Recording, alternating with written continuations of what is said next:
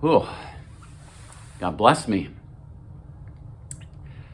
By the way, welcome to another midweek episode. Maybe that's an odd way to start, but we are taking your questions this summer.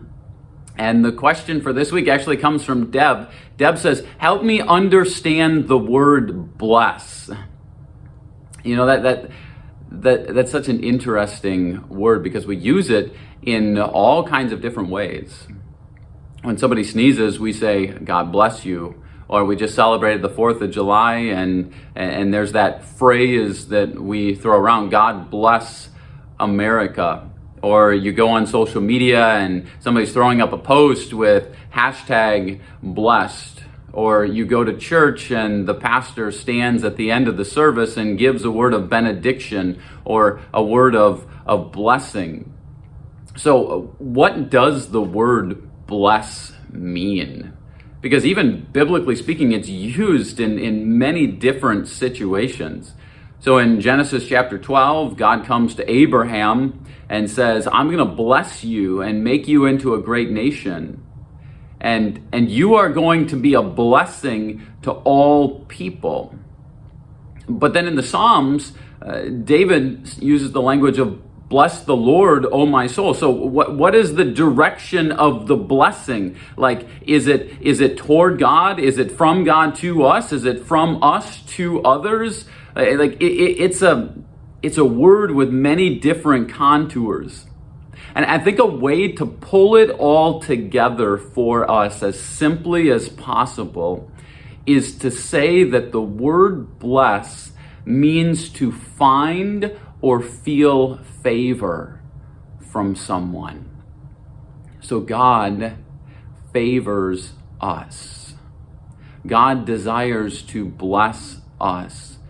Even the angel Gabriel, as he comes to the Virgin Mary in Luke chapter 1, says, greetings, you who are highly favored.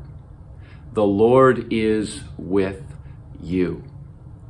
Or Paul says in Ephesians chapter 1 that he has blessed us in the heavenly realms. And he goes on to explain what that means. It means that we have this relationship with Jesus where we experience his grace and his love and his favor. Because the opposite of being blessed is being cursed. So rather than feeling that somebody is for us, which is what we experience when we're blessed, we experience somebody being against us. And God is for us. God desires to bless us. God wants us to experience his favor. And so we get the opportunity to express that favor toward others as well. And that's my encouragement to you this week, is to just pause, first of all, and realize how blessed you are. In so many different ways, you have experienced God's favor. So the ancient Jewish rabbis, they actually had what was a word of blessing or simple prayers for the everyday mundane things of life. For virtually everything, there was a prayer, there was a word of blessing. Because they wanted to see the miraculous in the mundane. They wanted others to feel the favor of God upon them, no matter what their circumstances were. And I want you to feel that this week. I want you to know that you have God's favor. But then I want you to turn around and I want you to think of ways that you can express that toward others. More than just saying, God bless you when they sneeze. But to show them that you are for them, not against them. By the way, the phrase, God bless you when somebody sneezes, it goes all the way back to a pope and a proclamation in the year 600 AD. This was during the time of the bubonic plague, which was running rampant in Europe.